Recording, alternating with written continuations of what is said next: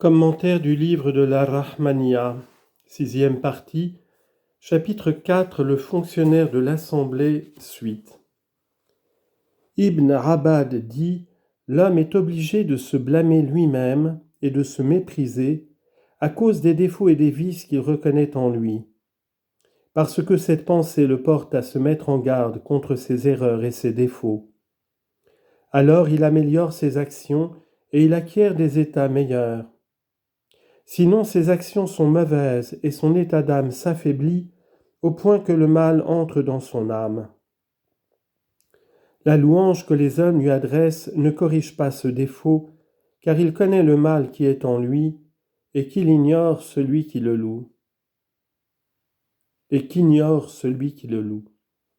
Le prophète a dit « Lorsqu'un homme en loue un autre, les oreilles de celui qui te loue sont coupées ou la tienne entend mal, ou bien le cou de ton partenaire est coupé, à toi il parle mal. » Amar ben el-Khattab a dit « La louange est l'immolation. » Le prophète a dit « Lorsque tu loues ton frère en sa présence, c'est comme si tu passais un couteau sur sa gorge. » Il a dit aussi « Jetez de la terre au visage de ceux qui vous louent pour exprimer sa désapprobation de la louange. »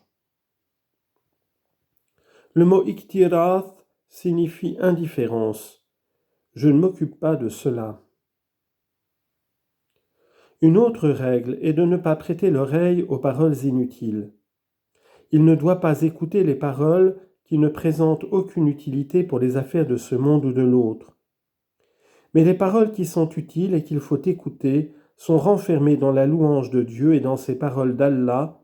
Il n'y a aucun bien dans vos nombreuses paroles, sinon lorsqu'ils ont pour objet de faire l'aumône ou d'ordonner un bien ou une action utile aux hommes. Sourate 4, verset 12.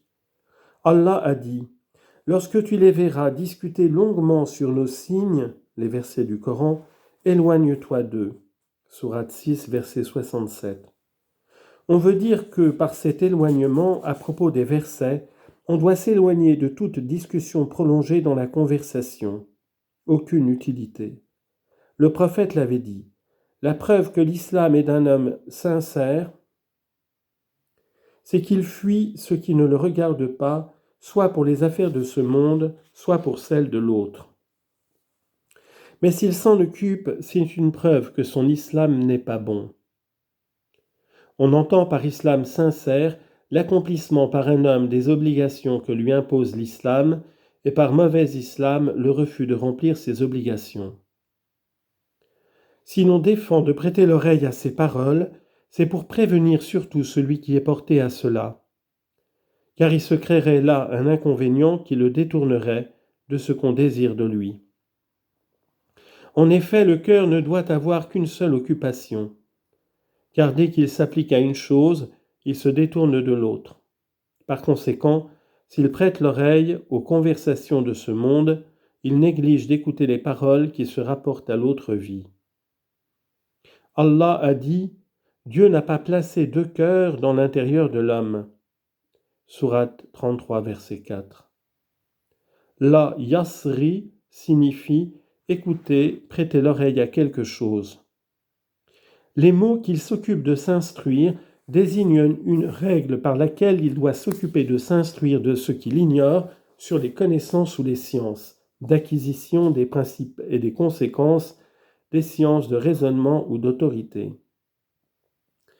Il doit aussi les enseigner à ses frères avec douceur, parce qu'on n'acquiert pas la perfection de l'âme sans ces connaissances et ces sciences qui viennent de Dieu, qui sont un bienfait de la présence divine. Allah a dit « Craignez Dieu, il vous instruira » Sourate 2, verset 39. Versets 1271 à 1274. Sa fonction est de veiller aux intérêts des hommes, il fait ce qu'ils désirent dans leur intérêt habituel. Commentaire. Sa fonction, dit l'auteur, est aussi de rendre service aux pauvres frères parmi les hommes. Il leur rendra les services qu'il croira utiles dans les circonstances ordinaires. La Torfa a dit « Sa fonction est de rendre service aux pauvres pour ce qu'il croira leur être utile dans les circonstances ordinaires.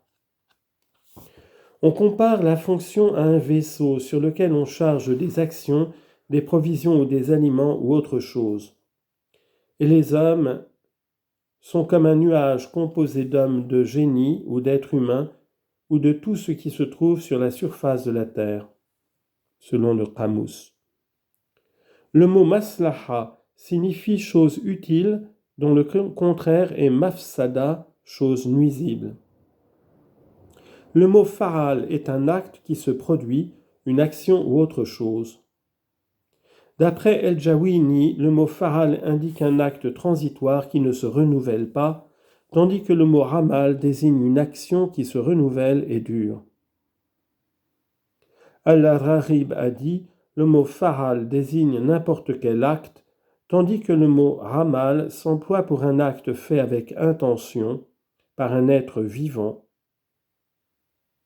Il a un sens plus spécial parce que le mot fa'al peut désigner tout acte fait par des animaux et même s'appliquer à des êtres matériels.